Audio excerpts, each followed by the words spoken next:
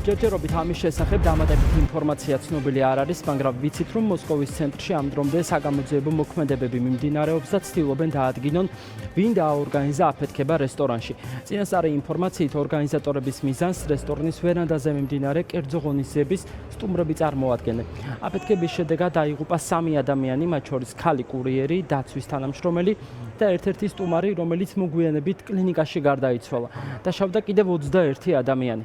რაც შეეხება უსაფრთხოების ზომებს, ვინაიდან წვეულება გაძლიერებული დაცვის ქვეშ მიმდინარეობდა, სავარაუდოდ სწორედ ამან ააცილა თავი და მსხვერპლთა კიდევ უფრო დიდი რაოდენობა. როგორ შეიტანეს ბომბი და რა ეჭვები არსებობს? არსებობს ვერსია ამანათის და საჩუქრის შესახებ. ერთ-ერთი ძირითადი ვერსიით დაცვის თანამშრომელმა შეაჩერა ქალი, რომელსაც ყუთის შეტანა სურდა და ამტკიცებდა, რომ შიგნით საჩუქარი იდო.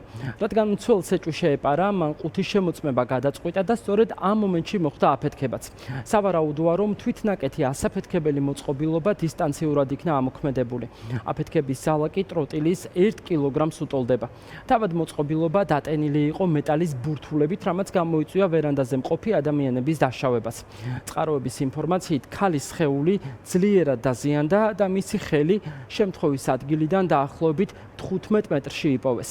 ერთ-ერთმა თვითმხილველმა თავდაპირველად ასტრას განუცხადა, რომ რესტორან ბალციროსში, სადაც აფეთქება მოხდა, გენერლის დაბადების დღის აღნიშვნა მიმდინარეობდა. რესტორნის სიახლოვეს კი შავნომრებიანი ავტომობილები იყო გაჩერებული. შავი ნომრები კი რუსეთში ჩვეულებრივ შეიარაღებული ძალების და ზოგიერთი სხვა ძალოვანი უწყებების ტრანსპორტზე გამოიყენება. დაბადების დღეზე შეკრებილი იყო მთელი რუსული სამხედრო ელიტა, მათ შორის უამრავი გენერალი და სხვა მაღალი რანგის ოფიცერიც. გარდა ამისა, ახლოს იმყოფებოდა რუსეთის გვარდიის, ეგრეთ წოდებული როსგვარდიის ავტობუსიც, მაგრამ ეს ინფორმაცია დაუდასტურებელია. პროკრემლისტური გამოცემები კი წერენ, რომ ბალციროსში აფეთქება წინასწარი მონაცემებით აირის გაშონვის გამო მოხდა, მაგრამ ეს ვერსია ბევრისთვის არასერიოზულია. რაც შეეხება გენერალს, რომლის დაბადების დღეს აღინიშნებოდა, მედიის ინფორმაციით ის რუსეთის საჰაერო კოსმოსური ძალების მთავარსარდალი ალექსანდრ ჩაიკოა, რომელიც გუშინ 55 წლის გახდა.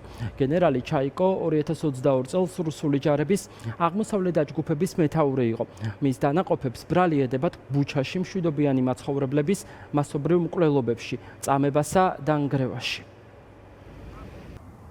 პირველ რიგში სახანძრო მანქანები მივიდნენ. ძალიან ბევრი ტექნიკა იყო. არ ვიცი, როდესაც სადარბაზოდან გამოვედი, დავინახე, რომ მშვენიერი ხალხი იყო. ქალები, გამობრანჯულები, ქუსლიანი ფეხსაცმელებით. ზოგს ფეხსაცმელი ხელში ეჭირა. მე მეგონა, რომ ავტომობილი აფეთქდა, ისეთი ხმა იყო. ხალხი ერთმანეთს ეხმარებოდა ქუჩაში, შიგნით შენობაშიც. სხვათა შორის ბავშვებიც იყვნენ. მშობლები არ მინახავს, მხოლოდ მოზრდილები დავინახე. ხალხი ეხმარებოდა ერთმანეთს. აქ ყველაფერი ალყაშია. სახლში ვიჯექი, ფილმს უყურებდი. აფეთქების ხმა ჩემმა ქმარმა გაიგო. ამ მხრიდან ყველაფერი ალყაშია. არსად არ მიშვებენ, ყველაფერი გადაკეტილია. მიღბიანები არაფერს მიყვებიან. ჩემთან ლიფტები მუშაობს. სადარბაზოში ყველაფერი წესრიგშია. ჩემთანაც ყველაფერი წესრიგშია. დიდი მადლობა, რომ ნერვიულობთ და დარდობთ. მთლიანად სველი ვარ. ახალ ამბებში კი სხვადასხვა რამეს წერენ. ხან 3, ხან 5 ადამიანი დაზარალდაო. ხან 17 საავადმყოფოშია, ხან 21, ხან რაღაც კიდევ. ვეღარ გაიგებ და კიდევ გადაღების ნებას არ რთავენ. ყველაფერი ალყაშია, სკვერიც ალყაშია. ხმაური იყო. არ მიფიქრია, რომ იქ რაღაც უბედური შემთხვევა მოხდა, ან რაიმე ამდაგვარი. ისეთი ფიქრი გამიჩნდა, რომ სატვირთოზე რაღაც ლითონის კონსტრუქცია დააგდეს, ან შეიძლება რაღაც დიდი, მძიმე ტვირთი დაუვარდათ. აი ეს იყო და ეს. ჩვენ შვიდად განვაგრძეთ სეირნობა, ისევე როგორც ყველა გარშემომყოფი. შემდეგ ახალ ამბებში გავიგეთ, რაც მოხდა. დაახლოებით 1 საათზე მეტი ხნის წინ გავიგე აფეთქების ხმა. ჩვენ სამზარეულოში ვიყავით და გავიგონეთ რაღაც საშინელი ხმა. ჩვენ ზოოლოგი ჩესკაიას ქუჩაზე ვცხოვრობთ და ხმა იქამდეც მოვიდა. ხანძარი არ ყოფილა, არც კვამლი დამინახავს. ახლა აქეთ გზები აქვთ გადაკეტილი. სახლში ალბათ შემოვლითი გზით წავალთ. ქალი, რომელმაც რესტორანთან ხელნაკეთი ბომბი მიიტანა, უკვე მკვდარია, ის აფეთქების დროს დაიღუპა, ამიტომ მისგან პუტინის მართული საგამოძიებო სამსახურები დიდათ ვერაფერს ვერ გაიგებენ.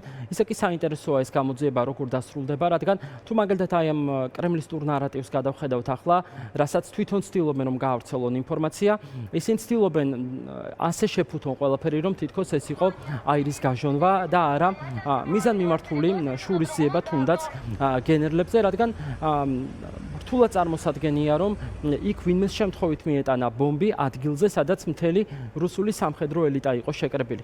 ამიტომ საინტერესოა, რას დაადგენს ახლა პუტინის მართული საგამოძიებო სამსახურები. რას იტყვიან ყოველ შემთხვევაში საჯაროდ.